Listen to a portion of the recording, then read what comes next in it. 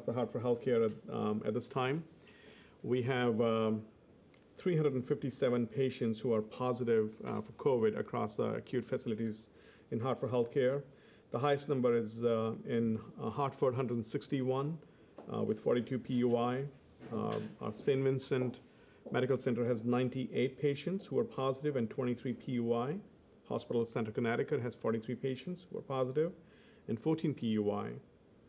Wyndham Hospital has 5 patients who are positive and 3 PUI. Charlotte Hungerford has 13 patients who are positive and 2 PUI. Behavioral Health has 9 patients positive and 8 PUI. We also have a large number of patients in community network, especially in the home care area we're looking after. That's 130 patients and 2 patients in behavioral health network as well.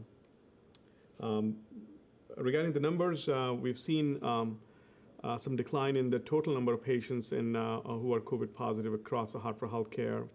However, our number of admissions has remained somewhat static in the last several days. As we had indicated that somewhere around the end of July, end of April, we would have a peak, and we were predicting 27th of April as one of the day to hit the peak, and we have seen that so far. The state's number, as you've noticed, have continued to have increase in total of active cases. We also continue to have increase in mortality. However, the number of hospitalization last several days, especially 4 days or 5 days across the state of Connecticut, has gone down. And that's a positive sign at this time. However, we continue to watch very closely given the acute SNF and the assisted living environment remains a concern. With that, as we think about where we need to be and where we need to go, there are several factors which are still very critical for our community to be focusing on. One is testing. We need to continue our active PCR testing across the state of Connecticut. Social distancing effort needs to continue. Our contact tracing needs to be a bit better than what it is right now, and that needs to evolve further on. We need to still continue to isolate, and while we look for the vaccines and cure as we go forward. With that, Hartford Healthcare has a commitment to increase the testing, and we've been working very aggressively on that. And our focus has been to increase the testing, not only just for the healthcare worker right now, but go out in the community to make sure the areas which are difficult to get the testing can get an access to, especially the underserved areas, some of the communities which has a hard time to get access to the testing as well. So as of now, we are starting a mobile testing platform, and the mobile unit will travel to different areas to offer testing for individuals who are unable to come to the testing sites. As you know, we are expanding our testing capabilities significantly this week, and Hartford Healthcare will be offering a lot more testing in the community. The way to get the testing done still is through the call center, 860-972-1800. We were looking into ways to make it easier and accessible to our communities, and very short, by the end of the day, we will have a different way of approaching it. We are also encouraging the businesses in the local community who are looking to put forward to some support for the healthcare institutions such as ours regarding testing, infection prevention education, and a few other things which we like to be able to offer and support our community as they all figure out how do you get back on your feet over the time. So we're expanding our reach and focus, not just what Hartford Healthcare is doing for the patients at the moment, but we were able to do for the community and our businesses and surroundings as well. As we think about where we are right now in this pandemic and how we're progressing, one of the things I'd like to remind the community, the Hartford Healthcare, all the facilities, and I would imagine the acute hospitals and other centers across the state are still serving the patients who are non-COVID related illnesses as well. So we welcome patients who are holding off disease and they're waiting for the right time to come. We have created a safe environment in some of the areas in the hospitals to be able to provide the services to the patients who are non-COVID related. And we've been doing it through the pandemic as well because we've been able to manage our capacity and manpower and everything else very well. So those folks actually who are holding off the care for whatever the reason, I'd like to reassure them that it's a safe place to be seeking care as you need to. Our EDs are still open. The volume is very manageable, and I like to remind the community that we are here to support whatever the needs are. We've been progressing on our N95 reprocessing and decontamination process. As you know, the Battelle system deployed by the state support is in our community right now. So we're using that. We are sending some N95 to reprocess, and the quality has been good so far. And we're going to continue to use that as we go forward. Regarding the convalescent plasma, the program is still active. We're still enrolling our donors. We've had about 15 transfusions as of yesterday. Most patients are making good progress. Not all, unfortunately, but most are. So we'll see how it evolves. As I remind everybody, it's still a research project. It's still within the rubric of research at this time. So drawing any conclusion from the earlier data would be premature. We still need to see a large amount of data, see with the efficacy of this treatment modality, but we are hopeful at this time. I had mentioned the number of staff last time. There was a question asked, how many of the staff members across the Hartford Healthcare are positive? That's 374 people as of today who are positive. Given the size of 30,000 employees and many other folks who work, we feel that we've done a good job of managing and containing that so far. Obviously, it's a moving target, and we continue to keep a close eye on that. These are the highlights of some of the updates. I'll be back for questions and answers. In the meantime, I'd like to bring my colleague, Patricia Rehmer, who's the Senior Vice President for Hartford Healthcare and President of the Behavioral Health Network. Patricia, thank you. Good morning. I wanted to talk with you all a little bit about some of the things that we're beginning to see, and I think we can anticipate seeing more of as this winds down or at least slows a bit. And that's PTSD, post-traumatic stress disorder. I think we're concerned about several different groups, one being people who have had the COVID-19 and survived, and the other is obviously people who have not had it, who are living in the community and are fearful that they may get it, and then obviously healthcare workers who may also be struggling with this. So what can we do about it? I think there are some things that people can do right now to try and decrease their anxiety, no matter which population they're in. And really, again, these do work for both people who have been COVID positive and are trying to return to their life. While it's not normal at this point, still trying to return, and those who do not. The first thing people really need to do is to increase their sense of safety. That's probably fairly simple. Wash your hands, cough and sneeze into your elbow, wear a mask when you're out in the community. Those are things that can help you feel like you may be a little bit more in control and a little bit safer. Important to stay connected. This is really critical that you seek support from family, friends, clergy. You know, one of the things we know is that most places of worship are not open right now, at least not for large congregations, and I think people are feeling a loss, especially if spirituality is very important to them. And then think about ways that you can actually be more calm. You know, it's understandable that we're all feeling anxious, and so trying not to get too upset about your anxiety, but also trying to reduce your exposure to stress. And, you know, there are many things we can do to help manage stress. Yoga, exercise, very, very important. And other things that you enjoy doing, whatever those things are. Improving, again, your sense of control and ability to endure. You know, we all have to accept that we can't control this, we can't change it, but most importantly is the issue of hope.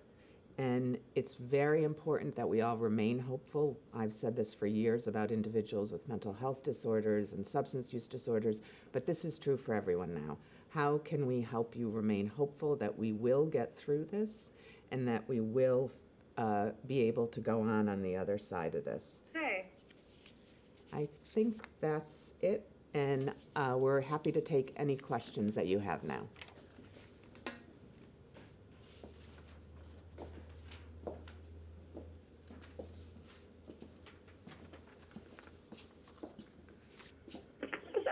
From the current. I had a question for Dr. Kumar. So in general, across the state of Connecticut, we've had a pretty high mortality rate here compared to some of the other states. Can you talk a little bit about why that may be? It's a great question. I think the proximity of New York, where there's a significant amount of density, and maybe the timing of our social distancing effort or the scrutiny around that, the way we were behind somewhat in the testing earlier on, I think all those factors could contribute to that. Generally, if you think about the way we are in our country, if you think about close to 50,000 deaths and almost 1 million individual infected, despite the limited testing we've had across the country, generally the U.S. has been to a certain extent behind in many of those things overall. And I think our community obviously has been hit hard for a variety of reasons, such as the things I described earlier on. I think there are multiple factors. At some point when we are on the other side of the COVID-19 crisis, we're going to dissect this a bit more and understand what we could have done differently as a society, as a community, as a nation. Thank you. Hi, this is Eva from Channel 3. I've seen a lot of information out today regarding these, social distancing measures, mask wearing, all these interventions that are in place, and I think that people really like the idea of a timeline and really just knowing how long something like this potentially could be in place. From your perspective, how long can we see perhaps measures like this stay in effect to kind of help keep flattening that curve? I think the best advice I would give at this time to the community that we are going to be in it for a long time. Social distancing effort is going to continue all the way through the fall, and it's not going to get eased out very earlier on. And it's not the most popular thing to say at the moment, but that is the only thing which is going to keep this virus away from us, despite as we don't have the vaccines and we don't have the right therapeutics available. Now, as therapies become available and the vaccine becomes available, the things will change. But till then, the best tool we have is social distancing, contact tracing, isolation, and treatment of those who are affected. We are going to be in it for a long time with the social distancing effort, and it would be responsible for anybody to give a timeline at this time, given lack of therapy and herd immunity and contact tracing being available at the moment. Thank you. Hi, this is Michelle from the Chronicle. I have a few questions for Patricia. Sure. I was curious, first of all, I was wondering how many of the COVID positive patients in the network are from Natchog? Currently, we do not have any COVID patients at Natchog nor any PUIs as of 7 a.m. this morning. Okay, but there was one previously? Weeks ago. Okay. And my other question is about the patients who are diagnosed with PTSD. I'm curious if there have been any counts on how many post-traumatic stress disorder patients there has been related to this pandemic that have sought services in the network so far, and if so, how many of those were from Natchog? I would say that in terms of people experiencing PTSD, the one important thing about PTSD is that when it hits people can be very, very different. And many people will not experience PTSD sometimes for 6 months or a year after an event. I will say Hartford Healthcare has worked very, very hard to put things in place to support their staff. We have a hotline for our staff that is staffed by behavioral health providers if somebody needs to talk 24/7 a day. We are also talking about more active interventions rather than having people reach out to us. Perhaps we reach out to them in a way in small groups if people are interested. We are actively talking about that right now. And I think that's going to be really critical that we plan for this and have resources and available. All of our services are up and running, and we are doing evaluations. And we've done, for example, at Natchog in the last 2 weeks, we've done over 65 evaluations for new patients. So we are seeing, I think, the beginnings of some of this with the public. But again, PTSD is highly variable about when you will actually experience it.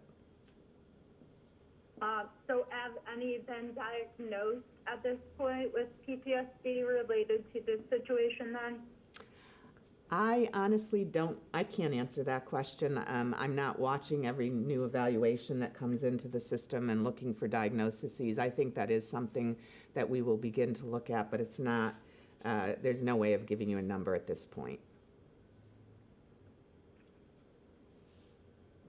Okay. And the 65 evaluations, that was specifically for PTSD? No. Those were people seeking services for whatever they needed services for, whether it was anxiety, depression, somebody who'd been in service before and came back, varied diagnoses. Okay, thank you very much. You're welcome.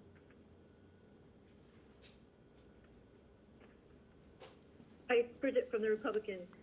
That 24/7 phone number, can you explain that a little bit better as to who could or should or will or has called that number? Is that what you also refer to as the warm line? No, two very separate things. The warm line is staffed by people in recovery. Warm lines are typically used by people who have been in service, but they are available to the community. That's a place that you can call and speak with somebody. But again, it's really just an opportunity to talk about maybe feeling anxious or what you're going through. It's a short conversation. The hotline is more specific right now for our employees, and that is being manned by our behavioral health network. Does that? Thank you. And what is the number that the public has available to them? I'm going to have to get that to you. We have it. I'm sorry, I just don't have it right in front of me, but we can get that for you right away. Thank you. Yeah. This is Michelle from the Chronicle again. Is that hotline 24/7 for the staff Yes. at the network? Yes, it is. Okay. Yep.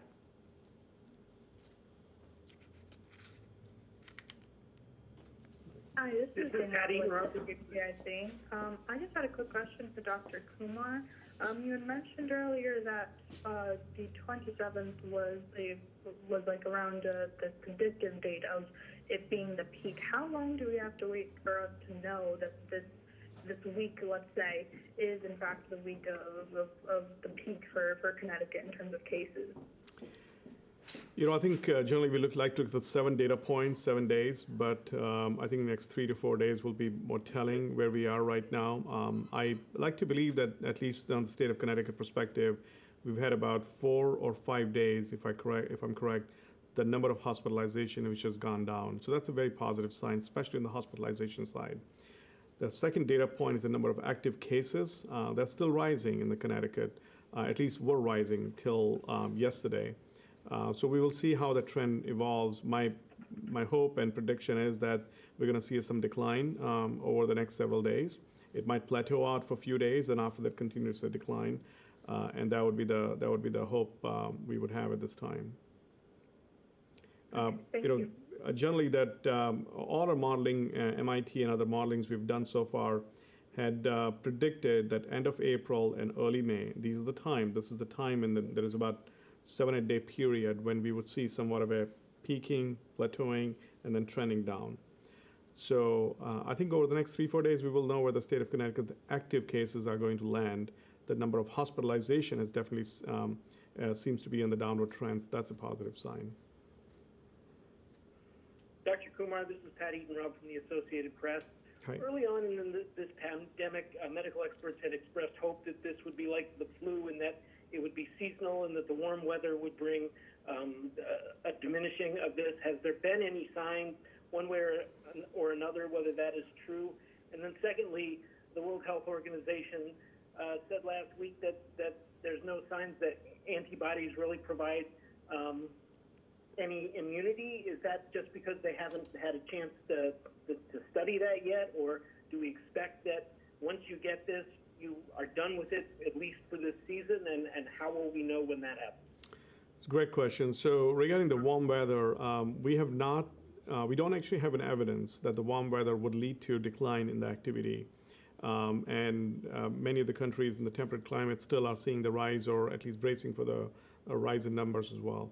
Although there are some evidence out there that this virus doesn't like direct sunlight or direct light for a long time, and it becomes less active to a certain extent. However, we've not seen that human transmission or the disease activity goes down with that part. So the time will tell. A lot we're learning on this part here as well, and I think we will see how it evolves. But I wouldn't bank on that at this time, given the complexity and the challenges we've seen, and the lethality of this virus is significant. It is similar to flu in many ways, in the sense of symptoms and how it presents and all that. What is not similar to flu, it is highly lethal, highly contagious. And obviously we don't have any therapy, any treatment or vaccines available at the moment. So I think that's one of the scariest part about this virus. So we'll have to continue to put the measures together for a long time as we recover over the time. The second comment regarding the antibody, the WHO had made a statement that the antibody testing should not be considered as an immunity passport, as some of the countries are thinking about it. The science is still evolving at the time. The research is still ongoing at this time. What we know that the individuals actually who have been infected, about 10 days or so, later on they develop what we call as the IgG antibody, which is the evidence of that somebody had an infection. Now we don't know the quantity required for the antibody or the type of antibody required to fight next infection if it is to come through. That we don't know at the moment. So the immunity or the level of immunity provides, we just don't know at the moment. There are several different studies going on at this time, large studies across the country, across the world at the moment, who will hopefully provide some details. And specifically what we need to look for the neutralizing antibody, the antibody which neutralizes the virus which actually attacks us next time. We don't have a conclusive evidence on that part here right now. So WHO is correct at the moment, and we are seeing the antibody testing very cautiously that it might provide evidence of infection, but we don't know whether it provides immunity at the moment or not. This is Aisha from Fox 61. I had a question for Dr. Kumar. Forgive me, you've already touched on this a little bit already, but do you mind just going over details on the mobile testing that you all are piloting this week? So the mobile testing is we're going to use the mobile units to to make the testing available for the communities and the areas and the localities where there is not an easy outreach to come to the testing center for individuals who are unable to drive to or unable to make it happen. And those mobile testing units will be mainly rolled out in the inner city population who are underserved to a certain extent, and making sure that they have an access to testing. We would provide more details. I will provide more details tomorrow, number of vans and the exact locations. I think the plans were put together in the motion on the weekend. I think this morning the teams are going out. I'll provide the details tomorrow regarding where exactly and how many testing have been done. Thank you.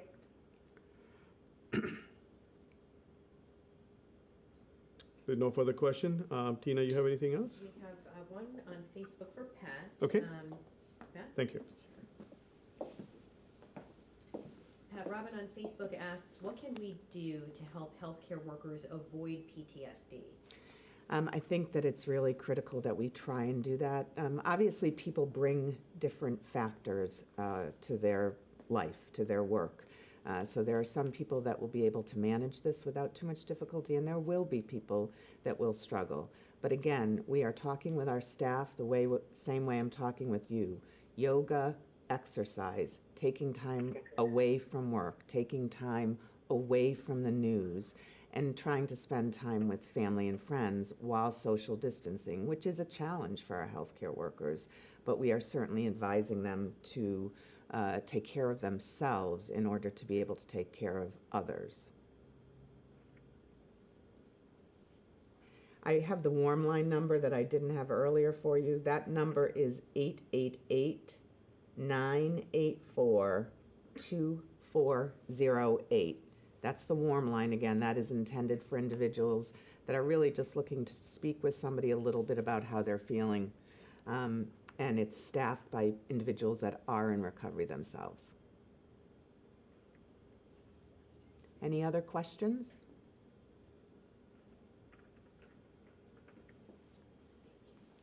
Thank you.